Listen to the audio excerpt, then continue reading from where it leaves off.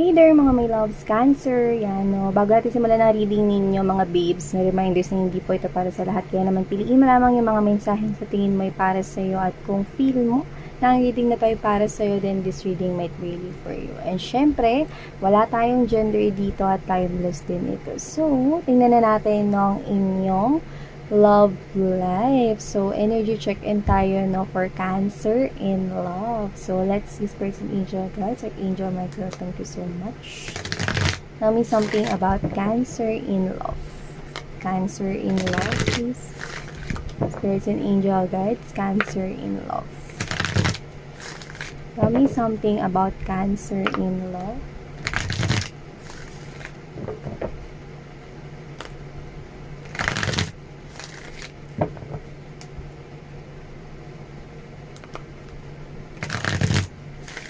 Cancer in love.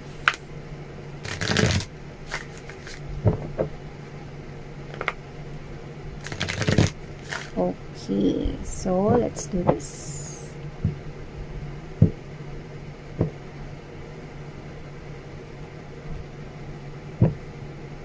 So Cancer, we have here the romantic feelings. Wow, your feelings are real and worth exploring. Wow, I love this, no? Because whenever I get these romantic feelings here, okay, napopokus ang attention ko sa salitang real. Ayan, no, real.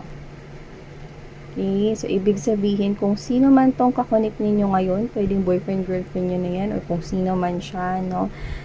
Parehas kayo rito ng nararamdaman, or yung nararamdaman niya for you is totoo. Yan, which is maganda yan, no? And we have here the playfulness. Wow! To recapture romance, allow your inner youthful spirit of fun to shine. Sa iba ng mga babes, no, long-term committed na kayo na tao na yan, no? Like literally, pwedeng dekada na rin kayo magkasama, but doesn't have to be. But it feels like, no, na nararamdaman mo na, no, na talagang ito na yun. Papunta na talaga kami doon, no, sa forever naming dalawa, no? Pwedeng hindi pa kayo married, pero alam mo yun, no, yung tibay na relationship mo, sure na kayo, no, na itong tao na to na talagang makakasama. Ako talaga nakakulit ko na tong person na ito. Nasa buhay nyo na siya. No, meron na kayong nabibuild na foundation dito. Para sa iba, no, sabihin na natin, let's just say, wala pa kayong relationship, pero matagal na kayong bumubuo pala ng foundation dito. Alam ko na mga babes, no, na medyo mahirap explain yon. Pero kung friend mo siya, pwedeng nakabuo na rin kayo, no, ng foundation at legacy ng tao na yan, no. Yung parang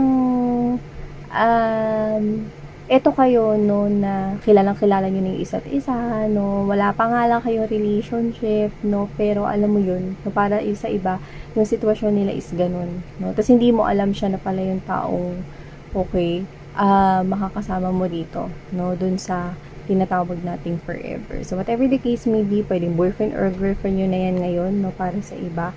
Parehas kayo dito ng feelings and emotions, no, or yung feelings niya para sa'yo ay totoo. Yeah, we're hearing pagsimpa.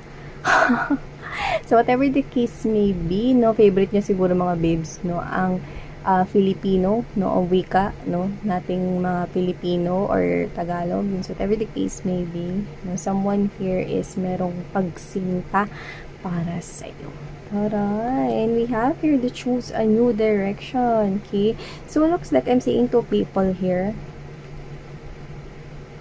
If this is a love situation here for you guys, no, nakikita ko rito na kung yung tao na yan, dito muna tayo, kung yung tao na yan is wala pa kayong relationship, no, at friend mo siya, sobrang matagal mo na siyang friend, may feeling siya sa'yo rito. At pwedeng meron pang isang person, no, na nasa paligid mo right now, pwedeng nagpapahatid ng emotions and feelings sa'yo, ganyan, no, pero the universe is telling you to choose another direction right here, kasi nga meron ditong may real feelings for you.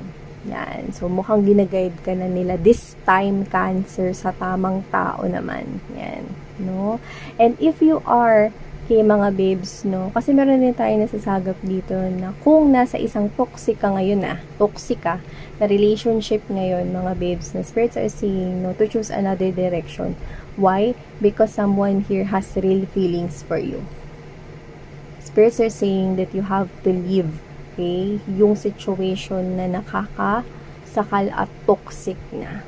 no? I'm getting that word nakakasakal na to the point na parang wala ka ng laya, ano to klaseng relationship na to, parang piipan, yung mga ganyan, no? So, whatever the case may be, spirits are saying to choose a new direction right here. So, eto naman mga babes, no, is that ang nakukuha ko na isa pa rito meaning, no, is dahil meron naman kayong, kung boyfriend or girlfriend mo na yan, you have this real feelings for each other, you have this romantic feelings for each other. Etong choose a new direction right here, no, parang it's time for you to dwell na. Yan, no, into this type of connection na mas deeper. Yun yung direction na tinuturo, no, yung mas palalimin pa ang inyong connection ng tao niyan. Yan, no? Para sa iba na may ligawan stage na, no, spirits are saying take that to the next level, which is yung magkaroon na kayo na relationship. Yan, no, and for others nakakonect mo na yan, spirits are saying, no, that it's safe for you to marry with this person right here. Yan. So, wow, yun nakuha ko dito, no? Yan. So, let's keep moving. Also have here the see. Sabi ko sa inyo just trust here. No? Magtiwala ka. Kasi the situation is calling for you to have faith. Yeah. Angels and spirits are guiding you towards this love na deserve mo. Yan, no? And we have here the let go of control issues. Okay? Allow the situation to unfold naturally. Yan.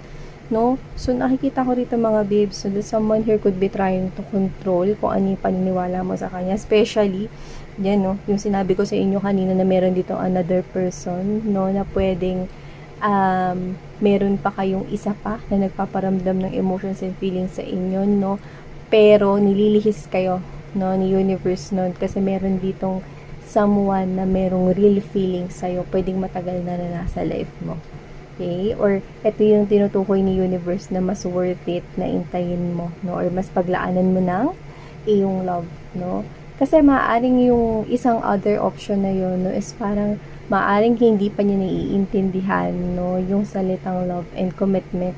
Or either, no, meron pa siyang issues na dapat ayusin sa kanyang life at marami pa siyang dapat matutunan, or baka sa ibang tao siya talaga nakalaan.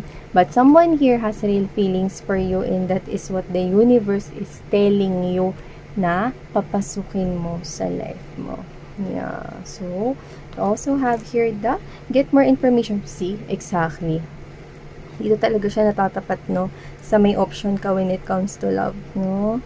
You have to listen here into your intuition, no? Especially if you're dealing with options with two people or more.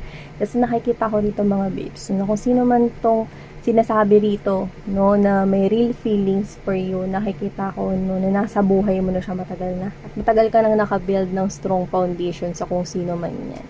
Ayan, no, sobrang tibay na ng tore ninyo. Kahit pa dumaan ng ilang saling bagyo, no, or kung sino man to. Iba sa inyo, pwedeng boyfriend, girlfriend nyo na to, no. I can see na sobrang tibay ng tower na nagawa ninyo, no. Tower of love. Yan, taray. Cancer, no. And we have here the meditation brings answer. Yun nga yun. Listen to your intuition, especially if you're dealing with, ibig sabihin na mas maraming energies dito ang either may option na paparating or may option na kayo ngayon. Okay, so whatever the case may be, there's someone here na mayroong real feelings for you. You know, there's something better, diba?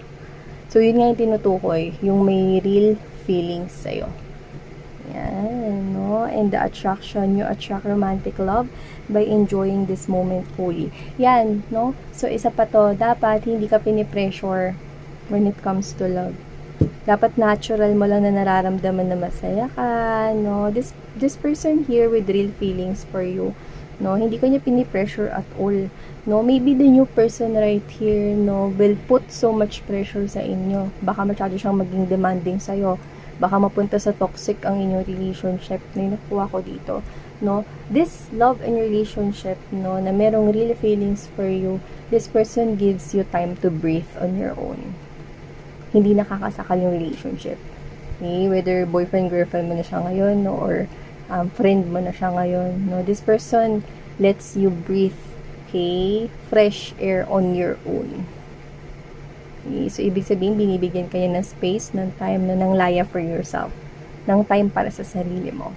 No? And not that kind of toxic. Sometimes, no, universe is waving, no, ang kanilang parang wand, no, na ituro sa atin ang direksyon kung saan tayo dapat pumunta kasi mas okay dun eh. Diba? Or dun tayo dapat mapunta na destination. So, whatever the case may be, follow your intuition. Meditation is connect to your higher self right here, Cancer. And, okay, let go of control issues. Okay? Nakikita ko na mag-a-unfold naturally ang love life mo dito, mga mahal.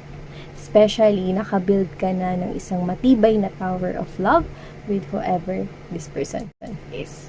So, thank you so much, Cancer. Love and light. Saranghaeyo. Annyeong.